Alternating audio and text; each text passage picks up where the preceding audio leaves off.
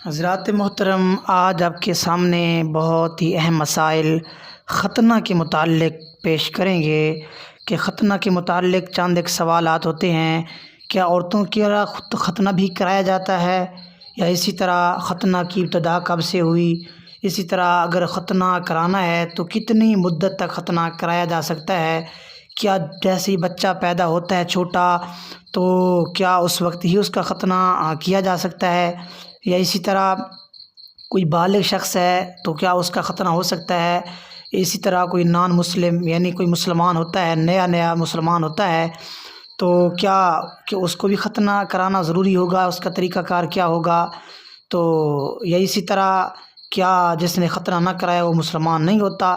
یعنی یہ چند رکھ کے سوالات ہیں جو کہ میں آپ کے سامنے ان تمام کے مختصراً جواب عنایت کروں گا۔ سب سے پہلا سوال یہ ہوتا ہے ختنہ کی ابتدا کب سے ہوئی؟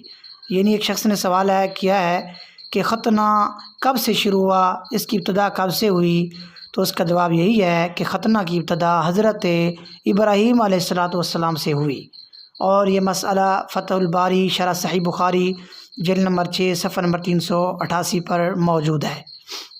اب سوال یہ ہوتا ہے کہ کسی شخص نے ہمیں یہ کہا ہے کہ جس کا ختنہ نہ ہو وہ مسلمان ہی نہیں ہوتا، یعنی اس ختنے کو مسلمان ہی کہا جاتا ہے، تو جو لوگ ختنہ نہیں کرتے تو اس کو مسلمان ہی شمار نہیں کیا جاتا، تو کیا یہ بات درست ہے؟ تو اس کا جواب یہ ہے کہ یہ بات درست نہیں، کہ ختنہ کرنا یہ سنت مؤکدہ کے حکم میں آتا ہے، شعائر اسلام ہے، لیکن اتنا حکم نہیں ہے کہ اگر کوئی ختنہ اس نے نہیں کیا ہوا تو اس کو مسلمان ہی نہ سمجھا جائے۔ یہ بات درست نہیں ہے، یہ ان لوگوں کی غلط فہمی ہے، اس سے ان کو بچنا چاہیے، اور ایک مسلمان کو غیر مسلم سمجھنا یہ بات درست نہیں۔ یعنی مقصد یہ خلاصہ کلام یہی ہے کہ جس نے ختنہ نہیں بھی کرایا تو اسے کرانا چاہیے، لیکن یہ اس کی وجہ سے ختنہ نہ کرانے کی وجہ سے وہ غیر مسلم نہیں ہو جاتا، وہ مسلمان ہی شمار ہوتا ہے۔ اور یہ مسئلہ بحر الرائق جلد نمبر 9 صفحہ نمبر 359 پر موجود ہے۔ اب ہم آتے ہیں اگلے سوال کی طرف۔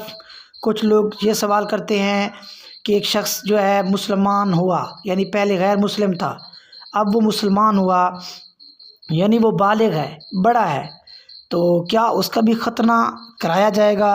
تو اس کا جواب یہ ہے جی ہاں، بالکل اس کو بھی ختنہ کرانا چاہیے، اور اس کا طریقہ کار یہ ہو سکتا ہے اگر وہ خود اپنا ختنہ کر سکتا ہے یا تو کر لے، یا اسی طرح کوئی شخص اس کو طریقہ وغیرہ بتا دے تو وہ ختنہ کر لے، تو اس طرح یہ زیادہ بہتر ہوگا۔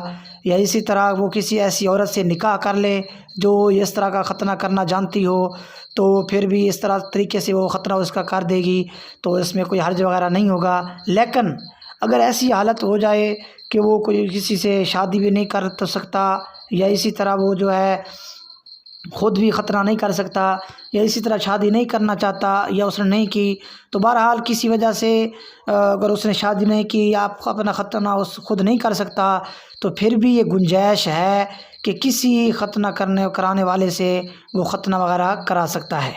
اور یہ مسئلہ تفہیم المسائل جلد نمبر 5 صفحہ نمبر 71، اسی طرح بدائع الصنائع جلد نمبر 5 صفحہ نمبر 123 پر موجود ہے۔ اب کچھ لوگ یہ سوال کرتے ہیں کہ ختنہ کرانے کا حکم کیا ہے، کہ یہ فرض ہے، واجب ہے؟ یعنی اگر کوئی شخص ختنہ نہیں کراتا تو کیا وہ فرض کا چھوڑنے والا شمار ہوتا ہے، واجب کا چھوڑنے والا شمار ہوتا ہے، یعنی کس چیز کا ترک کرنے والا شمار ہوتا ہے؟ تو اس کا جواب یہی ہے کہ ختنہ کرانا یہ سنت مؤکدہ اور شعائر اسلام میں سے ہے، یعنی اس کو کرانا چاہیے، چھوڑنا نہیں چاہیے، ترک نہیں کرنا چاہیے، یہ شعائر اسلام میں سے ہے۔ تو باقی یہ نہیں کہ واجب یا فرض کے درجے میں نہیں ہے، یعنی اس کو کوئی آدمی فرض نہیں سمجھ سکتا اور نہ ہی واجب سمجھ سکتا ہے، ہاں یہ سنت مؤکدہ ہے، اس کو چھوڑنے کی اجازت نہیں دی جائے گی۔ اور یہ مسئلہ بحر الرائق جلد نمبر 9 صفحہ نمبر 369 پر موجود ہے۔ اب جو سوال ہے وہ بہت ہی اہم ہے۔ ایک سوال یہ ہوتا ہے کہ ایک شخص ہے بوڑھا، یعنی مسلمان اب ہوا، بوڑھا شخص، یا اسی طرح ایک شخص ایسا ہے کہ جس کا ختنہ پہلے نہیں کرایا گیا تھا، اسے پتہ ہی نہیں تھا، بعد میں اب جو بوڑھا ہو چکا ہے بالکل، تو کیا اس کا بھی ختنہ کرایا جائے گا؟ تو اس کا جواب یہی ہے کہ اگر ختنہ کرایا جا سکتا ہے تو اس صورت میں بالکل کرایا جائے گا۔ ہاں، دوسری صورت یہ ہے اگر وہ بوڑھا اتنا بوڑھا ہو چکا ہے کہ اب اگر ختنہ کراتے ہیں تو اس کی جان جانے کا خدشہ ہے، یعنی یہ سمجھیں کہ وہ بہت ہی اس کے لیے تکلیف کا سامنا کرنا پڑے گا کسی وجہ سے، یعنی اس کی جان جانے کے خدشہ موجود ہے، جان جانے کا۔ تو اس صورت میں عذر ہو، اتنا زیادہ سخت قسم کا عذر ہو، تو جس کی وجہ سے یعنی اگر وہ ختنہ کراتا ہے تو یہ سمجھیں کہ وہ اس کی موت کے اس کی موت بھی واقع ہو سکتی ہے، یعنی اس طرح ڈاکٹر وغیرہ نے کہہ دیا ہو، یا کوئی اس کو عذر ہو، کوئی مجبوری ہو، تو جس کی وجہ سے اس کا ختنہ نہ کرایا جا سکتا ہو، تو اس عذر کی وجہ سے اگر ختنہ نہ بھی کرائے گا تو اس کی گنجائش ہے، یعنی اگر ختنہ نہیں بھی کرایا جائے گا اس صورت میں تو اس میں گنجائش وغیرہ موجود ہے۔ اور یہ مسئلہ فتاوی عالمگیری جلد نمبر 5 صفحہ نمبر 357 پر موجود ہے۔ اب سوال یہ ہوتا ہے کہ ختنہ کی مدت کب سے کب تک ہے؟ تو اس کا جواب یہی ہے کہ اس کی مدت 7 سال سے 12 سال تک ہے، تو اس مدت کے اندر ختنہ وغیرہ کرا دیا جائے۔ اور یہ مسئلہ بہار شریعت حصہ 16 صفحہ نمبر 589 پر موجود ہے۔ اب سوال یہ ہوتا ہے کہ بعض لوگ ایسا کرتے ہیں کہ جیسے ہی بچہ پیدا ہوتا ہے فوراً ہی ان کا ختنہ کرا دیتے ہیں، تو کیا وہ غلطی پر ہیں؟ کیا اس طرح ان کے لیے کرنا جائز ہوگا یا نہ ہوگا؟ اس کے بارے میں شرعی حکم کیا ہوگا؟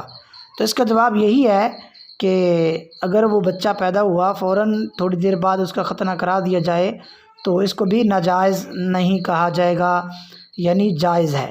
اور یہ مسئلہ اسلامی زندگی صفحہ نمبر 26 پر موجود ہے۔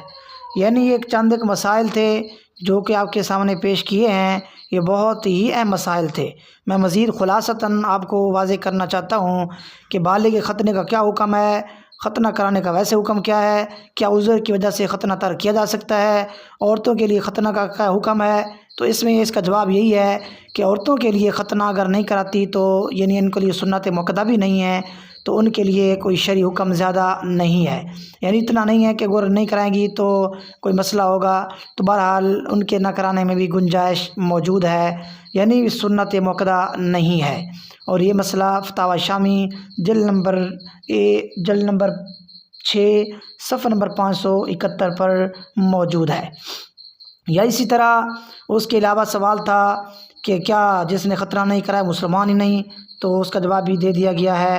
اور اسی طرح ختنہ کی مدت کب سے کب تک ہے، کتنے سال تک کرایا جا سکتا ہے، اور کیا ختنہ کی ابتدا کب سے ہوئی، یعنی یہ چند ایک سوالات تھے، تو ان کا میں نے جوابات آپ کے سامنے پیش کر دیا۔ اللہ تبارک و تعالی ہمیں صحیح طریقے سے علم دین سمجھنے کی اور اس پر عمل کرنے کی توفیق عطا فرمائے، اور زیادہ سے زیادہ لوگوں تک ان مسائل کو پہنچانے کی ہم سب کو توفیق عطا فرمائے۔ تو اس لیے میں نے آپ کے سامنے یہ مسئلے پیش کیے ہیں، خود بھی سنیں اور جتنا تک ہو سکے زیادہ سے زیادہ لوگوں تک پہنچائیں، کہ جتنے لوگ یہ مسئلہ سنیں گے تو یہ سمجھیں کہ آپ کے لیے صدقہ جاریہ ہوگا، تو اس کا ثواب آپ کو ملتا رہے گا۔ وما علیہ الا البلاغ المبین، واللہ اعلم بالصواب۔